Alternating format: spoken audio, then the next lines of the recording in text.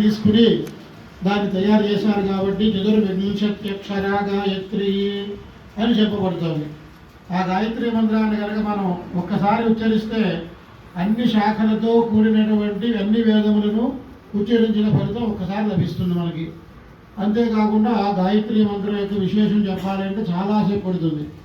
24 అక్షరాలు, ఒక్కొక్క అక్షరానికి ఒక అధిష్టాత్ర దేవత ఉంటుంది. తర్వాత గాయంతం త్రాయత ఇది గాయత్రి అని తనని దానం చేసేటటువంటి వారిని కాపాడేదని, అట్లాగే గజములు అంటే ప్రాణములని, ఆ ప్రాణాలని కాపాడేటటువంటిది అని, ఇంకా అనేక అర్థాలు ఉపనిషత్తులు అనుసరించి చెప్పబడ్డాయి. తర్వాత ఆ గాయత్రి మంత్రాన్ని అనుష్ఠానం చేస్తే వచ్చే ఫలితం చెప్పలేం.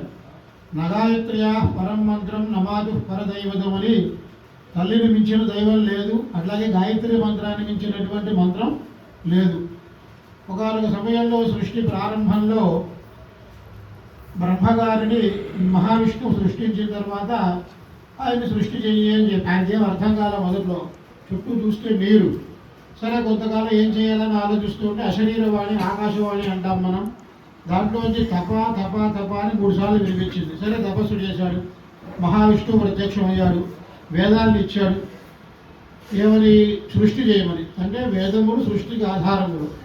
ఆయన అప్పుడు ఆ వేదాన్ని ఆధారంగా చేసుకుని అన్నిటికంటే అన్ని వాంగ్మయాల్లోకి వేదవాంగ్మయం గొప్పదైతే ఆ వేదవాంగ్మయం అన్నింటిలోకి కూడా గాయత్రి మంత్రం చాలా గొప్పది అని చెప్పి చెప్తారు. సభూరి దివ్యాహరదు సభూహి మసృజత అగ్నిహోత్రంతరషపూర్ణమాసౌయజోషి అని భూహు అని ఒక దీని వ్యాహృతి అంటారు. గాయత్రి మంత్రాన్ని ఉచ్చరించకూడదు, ఎట్లా పడితే అట్లా. ఉపనయనం అయినటువంటి వారు మాత్రమే ఉచ్చరించాలి, స్త్రీలు ఉచ్చరించకూడదు. ఉచ్చరిస్తే ఏమవుతుందంటే వ్యతిరేక ఫలితం వస్తుంది. అది దాన్ని మనమే అడ్డుపట్లే ఏం చేయలేం. అట్లాగే గాయత్రి మంత్రము దానికంటే ముందర వ్యాహృతులు, ఆ వ్యాహృతుల కంటే ముందర ఓంకారం బీజం, ఈ మూడింటిని లైన్లో చదవాలి. ఎట్లా అయితే పితృపితామహ ప్రపితామహాలు ఉంటారో ఆ రకంగా ఇదే లైన్ అనమాట. ఈ రకంగా చేస్తేనే ముందర ఓంకారం చెప్పి భూహు భవహ శుభ చెప్పి తర్వాత గాయత్రి మంత్రం చెప్పాలి. మన ఉపదేశం కూడా అట్లాగే అవుతుంది. అందువల్ల ఆ భూహు అనేది ఎంత గొప్పది అంటే ఒక్కసారి భూహు అని ఉచ్చరించడం కూడా బ్రహ్మగారు ఈ భూలోకం సృజింపబడిందిట. అట్లాగే అగ్నిహోత్రములు, దర్శపూర్ణమాసములు, యజుస్సులు ఇవన్నీ కూడా సృష్టింపబడ్డాయి అని చెప్తారు. తర్వాత సభువ ఈ దివ్యాహరతు అని భువ అని ఆయన ఉచ్చరించడం మూలాన అంటే సృష్టిలాగే చేసేసాడు. పెద్ద మట్టి పెట్టుకుని కొండలు పెట్టుకుని అట్లా ఏం చేయలేదు ఆయన. భూహ అన్నాడు అంతే, ఈ లోకం సృజింపబడింది. భువ అన్నాడు, అంతరిక్ష లోకం సృజింపబడింది. లోకము అంటే లోకం ఒకటే కాదు, లోక శబ్దానికి ఆ లోకంలో ఉన్నటువంటి ప్రాణి జాతం మొత్తం కూడా చెప్పబడుతుంది అన్నమాట. అంటే మొత్తం అందరూ కూడా దాంట్లో సృజింపబడ్డారు. సశుభాని దివ్యాహరదు సదివ మసృజత అని శుభ అని అంటే మూలాన అంతరిక్షం, యులోకము, స్వర్గలోకం ఇత్యాది పైలోకాలన్నీ కూడా సృజింపబడ్డారు. అంటే ఈ మూడింటికి అంత పవర్ఫుల్ ఉందన్నమాట. దాని తర్వాత గాయత్రి మంత్రం గొప్పది. ఇట్లా ఈ విశేషాలన్నీ కూడా చెప్తారు. అట్లాగే ఓంకారం దగ్గరికి వచ్చేటప్పుడు ప్రత్యేకం ఒక అనువాదం అంతా కూడా బయలుదేరింది మనకి. ఓమితి బ్రహ్మ ఓమితీదం సర్వం ఓమిత్యేతద్ నివృతి స్మవా అప్యోశ్రావయేత్యాశ్రావయంతి ఓమితి సామాని గాయంతి ఓం శోమితి శస్త్రాన్ని శంసంతి అని అనేక విశేషాలు చెప్పబడ్డారు. అంటే ఓంకారం లేకుండా ఏమీ లేదు. అట్లా అని మనం గొప్పవాళ్ళం కదా ఓంకారం ఒకటి జపం చేద్దామంటే మనకు అధికారం లేదు. ఎవరైతే తురీయాశ్రమాన్ని స్వీకరిస్తారో వారికి మాత్రమే ఓంకారాన్ని చేసేటటువంటి అధికారం ఉంటుంది. అందువల్ల గాయత్రి మంత్రాన్ని కనుక అర్థం చూసినట్లయితే మొత్తం దాని సారాంశం ఏమిటి అంటే నాకు మంచి బుద్ధిని ప్రసాదించు అని అర్థం. న్యాయంగా గాయత్రి మంత్రానికి అధిష్టాత్ర దేవత ఎవరు అంటే సావిత్రి దేవత. మనం గాయత్రి మంత్రం అని చెప్తున్నాం కానీ దాన్ని సావిత్రి అని పేరు. సావిత్రి అని చెప్పి వాళ్ళు అడుగుతారు, వాళ్ళు సావిత్రి మంత్రాన్ని నాకు అనుగ్రహించు అని చెప్పి ఆ విద్యార్థి అడుగుతాడు.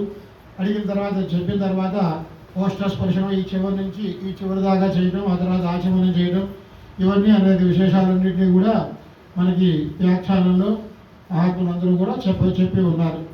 దీనికి సంబంధించినటువంటి కొన్ని విశేషాలు సూత్రకారులు చెప్పనివి కూడా వ్యాఖ్యానకారులు చెప్తారు. అందుకనే వ్యాఖ్యానతో విశేష ప్రతిపత్తి నని సందేహాదలక్షణం అని ఒక వాక్యం. విషయం అక్కడ మొత్తం చెప్పలేదు కదంటే అన్నీ చెప్పరండి, పై పేరు చెప్పుకుంటూ వెళ్ళిపోతారు. అంతే మనంత అజ్ఞానం వాడు అనుకోలేదు, రాసిన వాడు కొంచెం చదువుకున్నవాడే దీన్ని తెలుసుకుంటాడు, దీంట్లో ప్రవర్తిస్తాడు అనే ఉద్దేశంతో కొన్ని చోట్ల భాష్యంలో అసలు గతం అంటారు. గత అంటే ముందర ఎక్కడ రాసేసారి అడిగేది చూసుకో అంటారు, స్పష్టంగా అర్థం రాయరు అక్కడ. ప్రతిసారి రాసుకుంటూ పోతే బోర్డంత అవుతుంది. అందువల్ల కొన్ని ఇక్కడ లేనివి వ్యాఖ్యానంలో చూసుకోవాలి. ఆ వ్యాఖ్యానంలో వారికి ఆపస్తముని యొక్క హృదయం తెలుస్తుంది. తెలుసుకుని వారు ఎక్కడెక్కడ రాశారు, దేనికి రాశారు, ఈ మొక్క ఇక్కడ ఎందుకు వదిలేశారు అనేటటువంటి అన్నీ కూడా వాళ్ళు సహేతుకంగా సప్రమాణంగా అక్కడ వ్యాఖ్యానంలో నిరూపిస్తారు. అందువల్ల అది ముఖ్యం. సరే, ప్రకృతంలోకి వస్తే ఆ గాయత్రి మంత్రం అందువల్ల చాలా విశేషమైనటువంటిది. తర్వాత వేదాధ్యయనం చేయడానికి ఇది ఒక ఎంట్రన్స్ ఎగ్జామ్ లాంటిది అనమాట. అంటే ఇది లేకుండా వేదాధ్యయనం చేయకూడదు. అందుకనే స్త్రీశూద్ర ద్విజబంధూనాం త్రయీన శృతి గోచర ఇది భారతమాఖ్యానం అని చెప్పి ఒక శ్లోకం చెప్తారు విద్యారణ్య స్వామి వారు. ఈ 3 వర్ణాల వాళ్ళకే మనకి గాయత్రి మంత్రము ఈ సంస్కారాలన్నీ కూడా చెప్పబడ్డాయి. మరి మిగిలిన వాళ్ళు ఎలా తరించాలి అంటే నిజంగా వాళ్ళు మనకంటే తేలిగ్గా వాళ్ళు తరిస్తారు. కారణం ఏమిటి అంటే ఇంత నియమనిష్టలు వాళ్ళకి లేవు. భయంకరమైన నియమనిష్టలు బ్రహ్మచారికి, గృహస్థులకి అందరికీ కూడా ఉంటాయి. గృహస్థులకి తగ్గుతాయి, మళ్ళీ వానప్రస్థులకు ఉంటాయి, సన్యాసికి కూడా ఉంటాయి. కానీ శూద్రాదులు అట్లాంటివి ఏమీ లేవు. వాళ్ళ కొరకు భారతం చెప్పబడింది. ఇది భారత పంచమ వేద అంటారు. అంటే దానికి ఒక మాట రాసేటప్పుడు చెప్తారు వ్యాఖ్యానంలో, ఎది శాస్త్రి తదన్యత్న ఎన్నే హాస్తి తత్వచిదు అని ఒక ప్రతిజ్ఞ చేసి దాన్ని రాయడం ప్రారంభించారు వ్యాసుడు వారు. అంటే ఏ వాంగ్మయంలో ఏ విషయం ఉన్నా అది భారతంలో ఉంటుంది. ఈ భారతంలో లేదు ఆ విషయం అంటే ఈ వాంగ్మయంలో ఇంకెక్కడా ఉండదు అని అంత గొప్పగా రాస్తాను అని చెప్పి ఆయన రాశారు. అంత గొప్పది భారతం. అందుకని దాన్ని పంచమ వేదము అని దానికి గొప్ప స్థితిని కూడా కల్పించారు. అందువల్ల ఈ ఉపనయనం అనేటటువంటిది చాలా ముఖ్యమైనటువంటి కర్మ. బ్రాహ్మణులకు కానీ, క్షత్రియులకు కానీ, వైశ్యులకు కానీ దీనివల్ల అనేకం సిద్ధిస్తాయి. వీటిలో కనుక ఒక మంత్రాన్ని మనం చూసుకున్నట్లయితే మాధ్యానికి సంధ్యావందనంలో ఆపః పునందు పృథివీం పృథివీ భూతా పునాదు మాం పునందు బ్రహ్మణస్పతిర్బ్రహ్మభూతా పునాదు మాం యదుచ్ఛిష్టముభోజ్యం యద్వా దుశ్చరితం మమ సర్వం పునందు మాపో సతాంచ ప్రతిగ్రహస్వాహ అని ఆ మంత్రాంతో ఆ ఉదకాన్ని అభిమంత్రించి పుచ్చుకుంటారు. ఆపః పునందు అబ్దేవతల్లారా మీరు నన్ను పవిత్రం చేయండి అంటున్నారు. మనం చూస్తూ ఉంటాం, ఎక్కడికైనా తిరిగి వచ్చి ఏం చేసి వచ్చినా స్నానం కనుక చేసినట్లయితే మానవుడు పవిత్రతని పొందుతాడు. కారణం ఏమిటి అంటే వజ్రో వా ఆపహ యజ్ఞో వా ఆపహ సర్వా దేవత ఆపహ అని అనేక విశేషాలు చెప్పాయి. నీరు అన్ని దేవతా స్వరూపం, సమస్త దేవతల యొక్క స్వరూపం నీరని, వజ్రస్వరూపం నీరని, తర్వాత యజ్ఞస్వరూపము నీరని, ఇట్లా అనేక విశేషాలన్నీ కూడా దాంట్లో చెప్పబడతాయి. మనకి ఇంకో చోట కూడా ఆపోవా ఇదం సర్వం విశ్వ భూతాన్యాపః ప్రాణావా ఆపః పశవ ఆపో నమాపో మృతమాప సమ్రాడాపో విరాడాప స్వరాడాప అని పెద్ద మంత్రం ఉన్నది. అంటే ఆ నీరు ఏ రకంగా ఉన్నది అని అక్కడ చెప్తారనమాట. అందువల్లనే మనం ఏదైనా ఒక ముట్టుకోని వస్తువుని ముట్టుకున్నట్లయితే నీరు చల్లుతారు, నీటి ద్వారా అది పవిత్రం అవుతుంది అని చెప్తారు.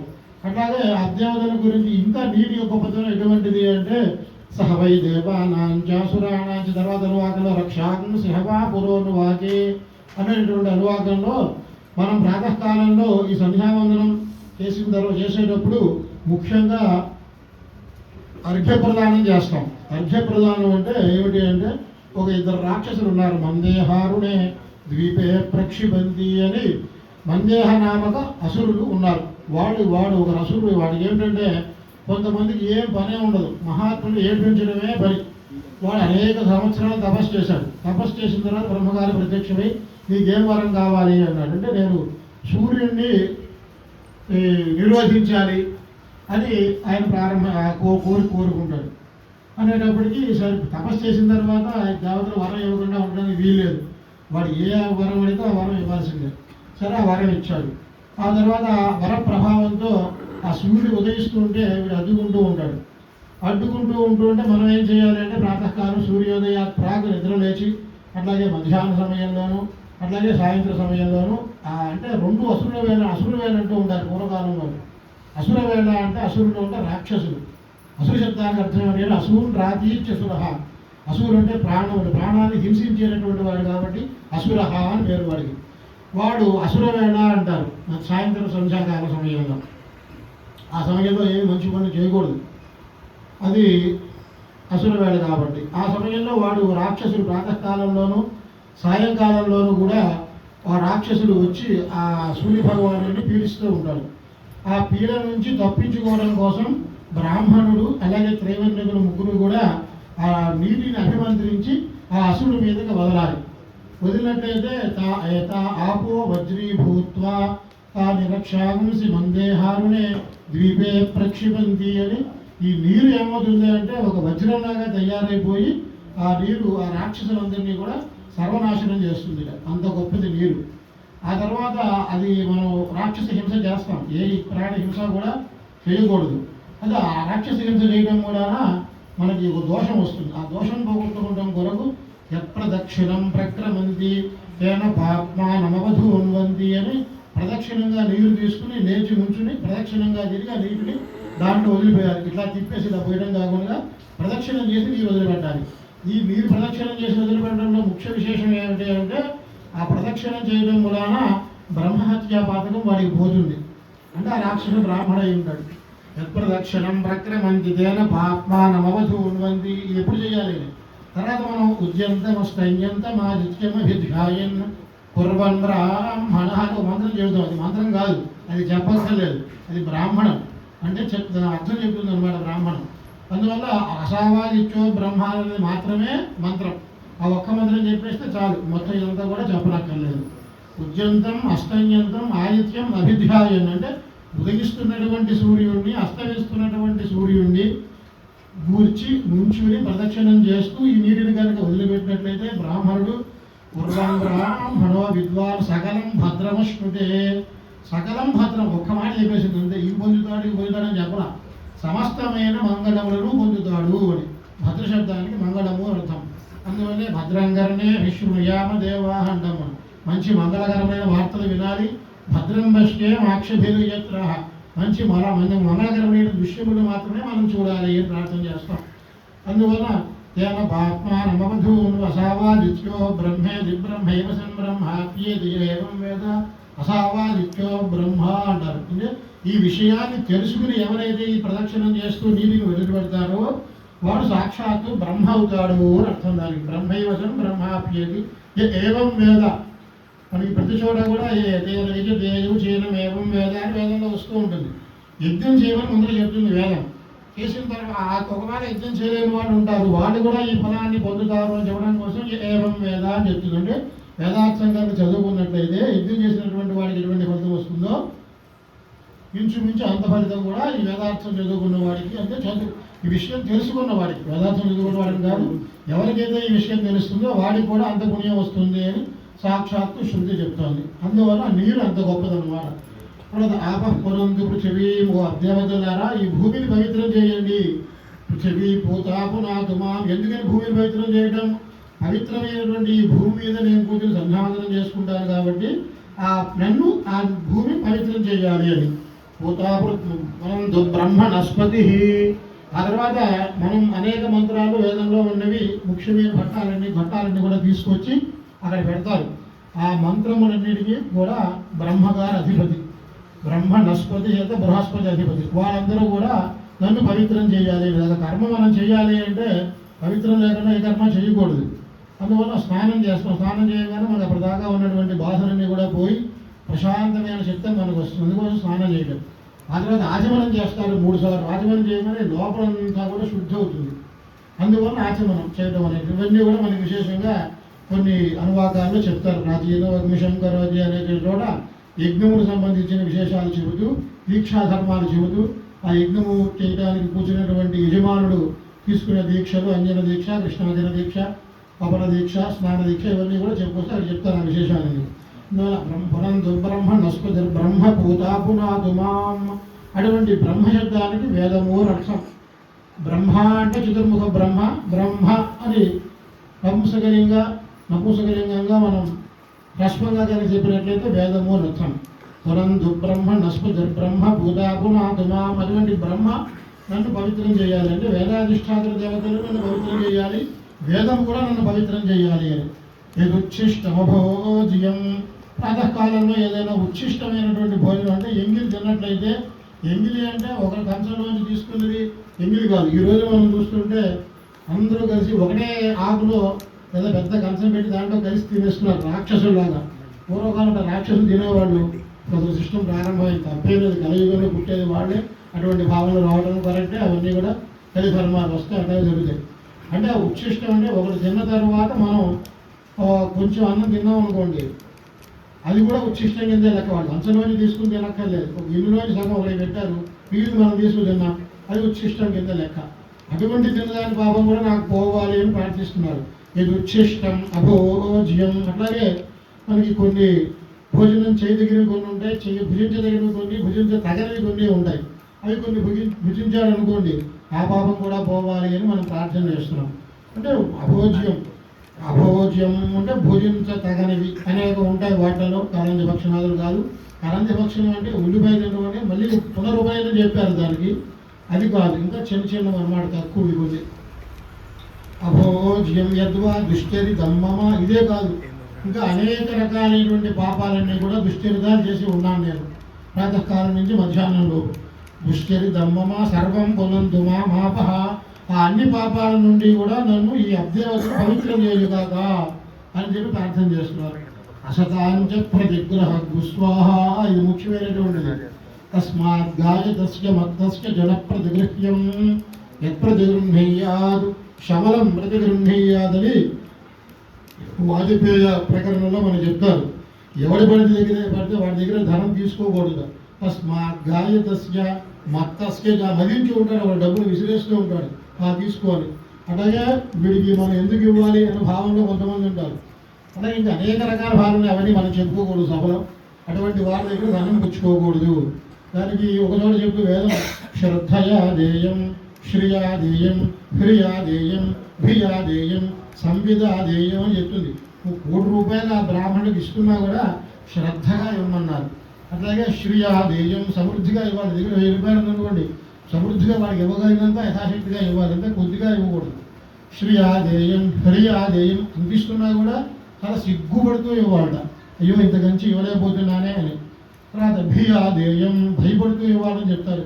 ఎంత ఇస్తున్నా కూడా భయపడుతూ ఇవ్వాలి అంటే దానికి అనేక రకాలుగా చెప్తారు. అందువల్ల పొగరమోతనంగా ఇవ్వకూడదు అని చెప్పి చెప్తూ ఉంటారు.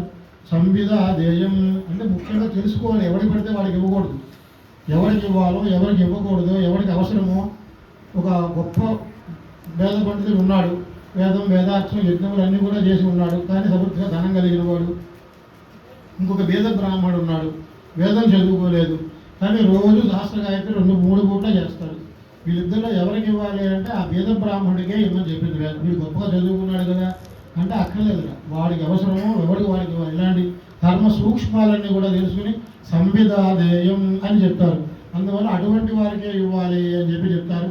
ఇట్లా అనేక విశేషాలు చెప్తారు. అసతాంచ ప్రతిగ్రహం, దుష్ట ప్రతిగ్రహం ఏదైతే ఉన్నదో అందువల్ల ఆ దోషాలన్నింటినీ కూడా నాకు రాకుండా ఉండాలి అని చెప్పి ఆ నీటిని, పవిత్రమైనటువంటి నీటిని వాటిని అభిమంత్రించి, అబ్దేవతలను ఉద్దేశించి అభిమంత్రం చేసి ఆ నీటిని పుచ్చుకుంటాడు. అంటే మధ్యాహ్నం చేసేటువంటి ఒక్క మంత్రంలోనే ఇంత విశేషం ఉన్నది. అందువల్ల ఇట్లాంటి మంత్రాలు అనేకం మనకి వేదంలో చెప్పబడ్డాయి. అటువంటి మంత్రాల్లో ముఖ్యమైన మంత్రాలన్నింటినీ కూడా సూత్రకర్తలు తీసుకొచ్చి ఆ రక్షాబంధంలో పెట్టారు. అట్లాగే అగ్నికార్యంలో ఇంకొని పెట్టారు. అగ్నికార్యంలో మంత్రాలు కూడా అనేకం ఉన్నాయి. మన సమయాభావం తప్ప మనం చెప్పుకోలేకపోతున్నాము. అటువంటి అన్ని మంత్రాలని కూడా ఏ ఏ దేవతలు ఆ మంత్రాల్లో చెప్పబడ్డారో ఆ దేవతల యొక్క అనుగ్రహం ఆ వటువుకి కలిగి ఆ చిన్న వయసులో ఉపనయనం అవడం అనేటువంటిది ఒక విశేషం. అందులోని ఇక్కడ గోష్ఠం అంటే గోవులు నివసించే ప్రదేశంలో ఉపనయనం అవడం ఒక విశేషం. తర్వాత వేద పండితులు ఇక్కడ కూర్చుని అనేక మంది విద్యార్థులు వేదం చదువుకుంటూ ఉంటారు. ఈ భవన నిర్మాణానికి కూడా సహకరించినటువంటి పెద్దలందరూ కూడా ఇక్కడికి వచ్చి ఉన్నారు. అటువంటి వేద మండపంలో ఈ పల్లెవాడికి ఉపనయనం అవడం అనేటటువంటిది, అందులో వసంత ఋతువు రావడం, ఇంకా అనేక విశేషాలు వైశాఖ మాసంలో అవడం, ఇవన్నీ కూడా ఆ పిల్లవాడి యొక్క పూర్వజన్మ సుకృతాన్ని తెలియపరుస్తున్నాయి. మంచి బ్రహ్మగారి చేత ఉపనయనం చేయించుకోవడం, అట్లాగే అభిజిత్ ముహూర్తంలో ఆ పిల్లవాడికి ఇంతమంది పెద్దలతో సమక్షంలో ఆశీర్వచనం జరగడం, ఇవన్నీ కూడా ఆ పూర్వజన్మ సుకృతం ఆ పిల్లవాడికి. ఈ సుకృతం వల్ల ఆ పిల్లవాడి వేదాధ్యత అవ్వాలి అని చెప్పి పెద్దలందరినీ ఆశీర్వచనం చేయమని ప్రార్థిస్తూ స్వస్తి.